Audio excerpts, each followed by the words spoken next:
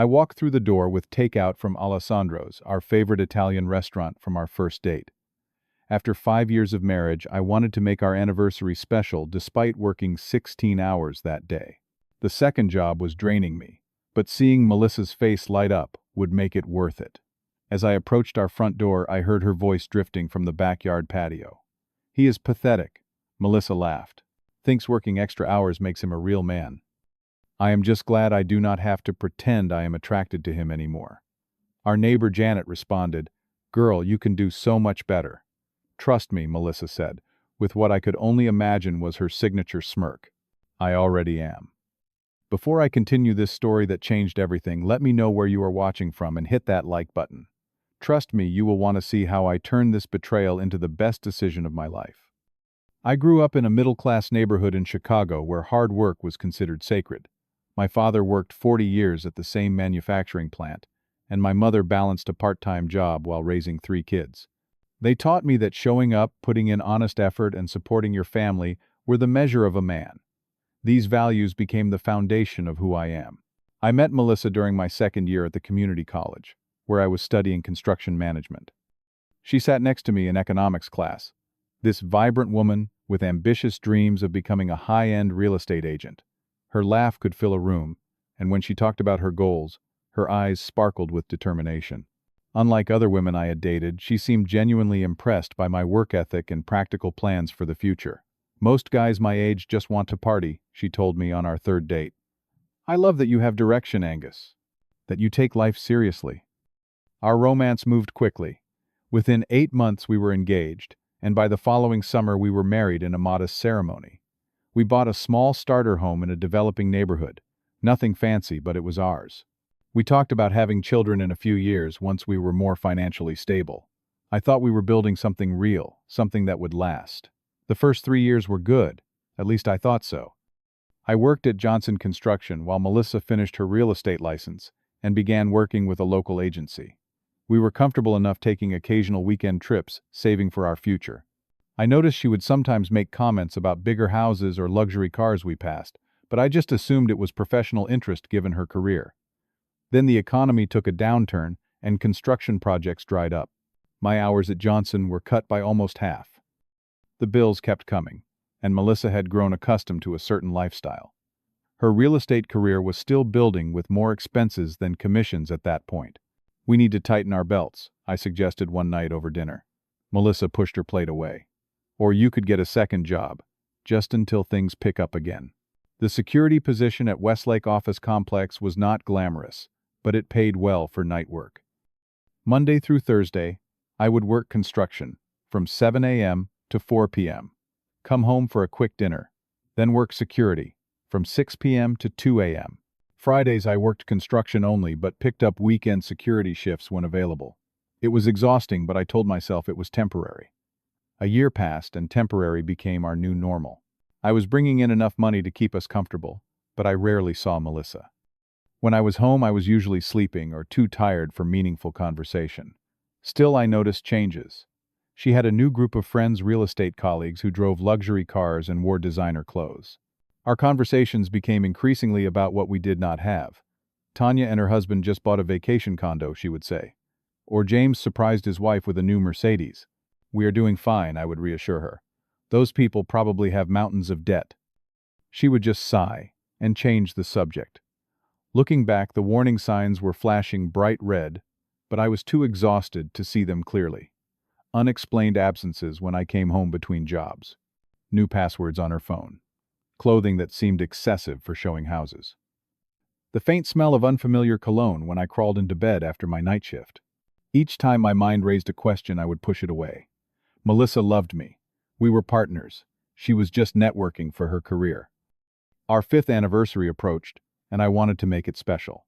Despite our tight budget, I saved for weeks to afford dinner from Alessandro's, the upscale Italian restaurant, where we had our first date. I even arranged to leave my security job early that night, a rare occurrence that required finding someone to cover the last 4 hours of my shift. "This will be good for us," I told my coworker Frank when he agreed to cover for me. "We need to reconnect. Things have been different lately." Frank gave me a look I could not quite interpret. "Good luck, man," he said, clapping my shoulder. As I drove home that evening with the expensive takeout and a bouquet of roses, I felt genuinely hopeful. Yes, we had drifted apart, but all couples went through phases. Yes, she seemed discontent lately, but perhaps I had been neglecting her emotional needs while focusing on our financial ones. This surprise would show her I was still the man she fell in love with, still committed to our happiness together. I had no idea that within minutes the life I thought we were building would completely unravel. I parked around the corner from our house to maintain the element of surprise. The spring evening was warm, and I could hear voices and laughter as I approached. Our backyard patio doors must have been open. I slowed my steps, smiling at the thought of surprising Melissa, and whoever her guest was likely one of her real estate friends. The takeout bag from Alessandro's was warm in one hand, the roses clutched in the other. I was about to call out when I heard my name mentioned, in a tone that stopped me cold. Angus is just so clueless, Melissa was saying, her voice carrying clearly in the evening air. He thinks if he just works hard enough, I will be happy with our pathetic little life. The other voice belonged to Janet, our neighbor from 2 doors down. How do you stand it? All those hours alone while he works those jobs, who said I am alone. Melissa laughed a sound. I once found beautiful but now seemed cruel. The best part about having a husband who works nights is having evenings free.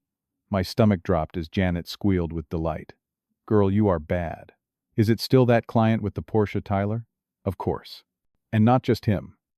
There is also this personal trainer at my gym who has the most amazing body. Angus used to be fit before all this second job nonsense, but now he just looks worn out all the time. Does he suspect anything? Janet asked. Are you kidding? He is pathetic. Melissa laughed louder now. Thinks working extra hours makes him a real man. I am just glad I do not have to pretend I am attracted to him anymore. Girl, you can do so much better, Janet encouraged. Trust me, I already am.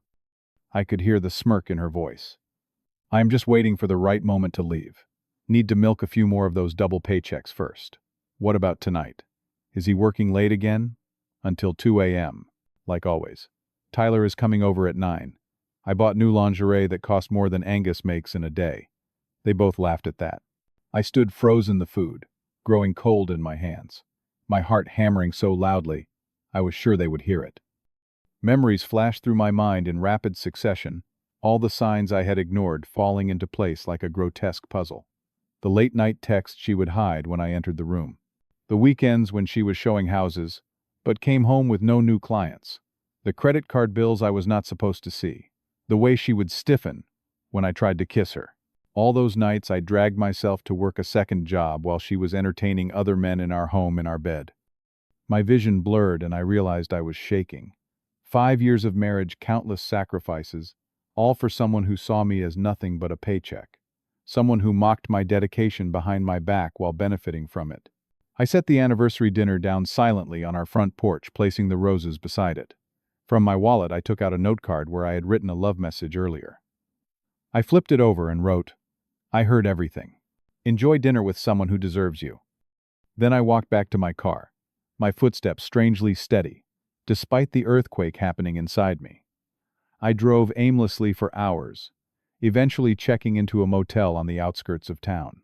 Only then did I allow myself to break down sobbing into a thin pillow that smelled of industrial detergent. My phone began buzzing around midnight. Melissa, no doubt wondering why someone had seen me leave the security job early. I turned it off without reading her messages. Whatever lies she was preparing, I did not want to hear them. Not tonight. Perhaps not ever again.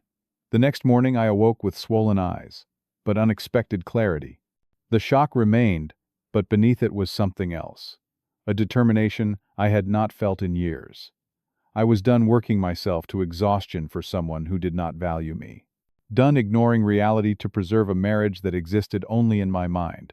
I called in sick to both jobs, something I had never done before. Then I reached out to my old college friend Thomas, now a practicing attorney. Angus, he said, his voice serious after I explained the situation. You need to protect yourself financially. Today. He guided me through the necessary steps, documenting the date and time I left the home, withdrawing half our joint savings, beginning to gather financial records. By the afternoon, my phone had 63 missed calls and 29 text messages from Melissa, ranging from confused to angry to tearfully apologetic. I read through them with detached interest, noting how her story changed as the hours passed. First, she claimed not to know why I had left. Then she admitted Janet had seen me but insisted I must have misunderstood what I heard. Finally, she confessed to saying some things but claimed she did not mean them, was just trying to impress Janet. Not once did she address the infidelity. Not once did she apologize for betraying our vows. It was all about damage control, about keeping her comfortable lifestyle intact. On the third day, I returned to our house while I knew she would be at work. I quickly packed essential clothes, my personal documents, and a few sentimental items. As I moved through the home, I noticed things I had been too blind to see. Before an unfamiliar men's watch on her nightstand, she had not bothered to hide receipts for dinners on nights. I worked late, a hotel keycard from a luxury downtown property. In our home office, I found her laptop open. The password had been changed, but her email was still logged in. What I found confirmed everything, and worse, explicit messages with multiple men going back at least 2 years. Plans for weekend getaways disguised as work trips. Even discussions about how to handle me when she eventually left. I was making copies of the most damning evidence when I heard her car in the driveway. She was home early, perhaps warned by a neighbor that I had returned. I briefly considered leaving through the back door, avoiding confrontation, but something inside me had hardened. I deserved to face her, to speak my truth before walking away.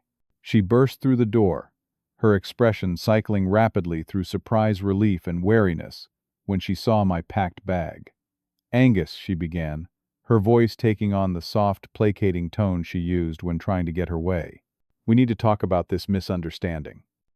"There is no misunderstanding," I replied, surprised by the steadiness in my voice.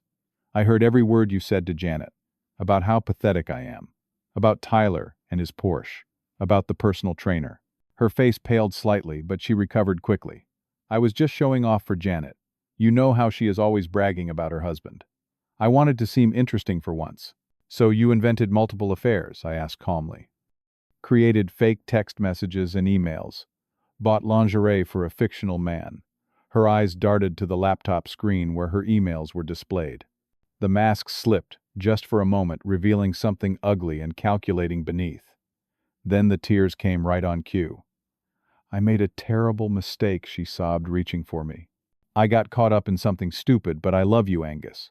You are my husband. We can fix this." I stepped back from her touch. "There is nothing to fix. This marriage is over. Where will you go?" she demanded, anger now replacing the tears that had dried suspiciously quickly. "You have nothing without me. I have my self-respect," I told her. Something I should have valued more all along. I left with her, still shouting accusations and threats of performance for the neighbors who had begun to peek through their curtains at the commotion. My brother James welcomed me without questions, offering his spare room for as long as you need, no rush. The following weeks were a blur of practical matters. Consulting with divorce attorneys. Separating finances. Fielding increasingly desperate calls and texts from Melissa as she realized I was serious about ending our marriage. She alternated between vicious attacks on my character and tearful pleas for reconciliation, sometimes within the same conversation. When those tactics failed, she escalated. She showed up at both my workplaces, creating scenes that endangered my employment. She told mutual friends I had become abusive, unstable, possibly using drugs. She even attempted to drain our remaining joint accounts, stopped only by the preventative measures Thomas had helped me put in place. Throughout it all, I maintained meticulous records of every interaction, every threat, every lie. I recorded calls with her permission, in one-party consent state. I documented the financial deceptions. I continued to uncover secret credit cards with massive debt, a personal account where she had been diverting funds, purchases hidden from our joint finances. The most unexpected confrontation came when Tyler, the client with the Porsche, approached me outside my construction job. I tensed, preparing for a fight, but he raised his hands in a gesture of peace. "I did not know she was married," he said, looking genuinely disturbed. "She told everyone at the agency she was divorced, that her ex was unstable and harassing her. When I found out the truth," he shook his head. "Man, I am sorry. You did not deserve that." His words, oddly enough, provided a measure of comfort. Melissa's deception had extended in all directions, not just toward me. It made her behavior seem less about my failings and more about her own character.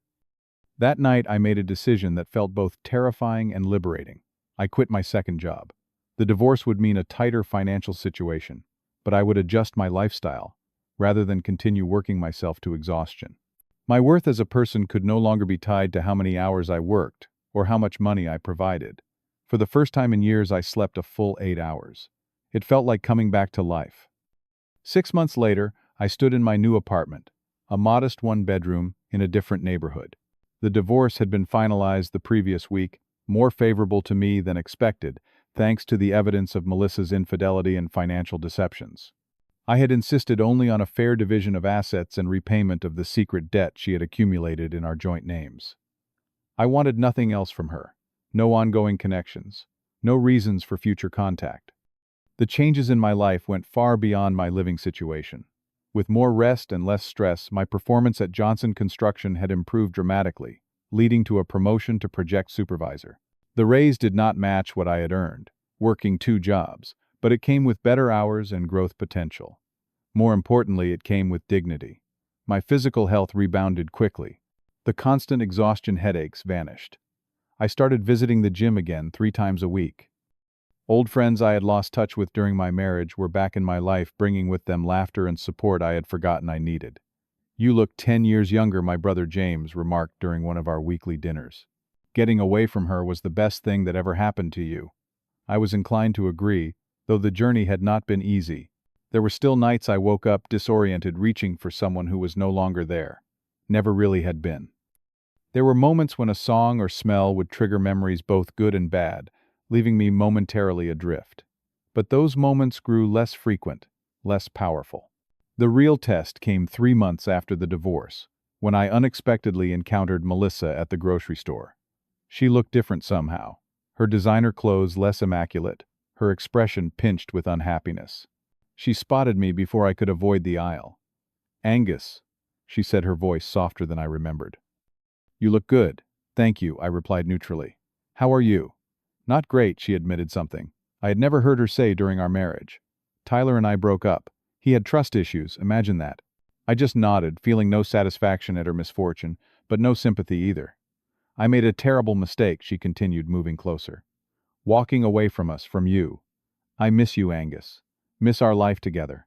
For a brief moment, I tried to imagine going back. Back to the beautiful, charming woman I had married. Back to the comfortable familiarity of our home.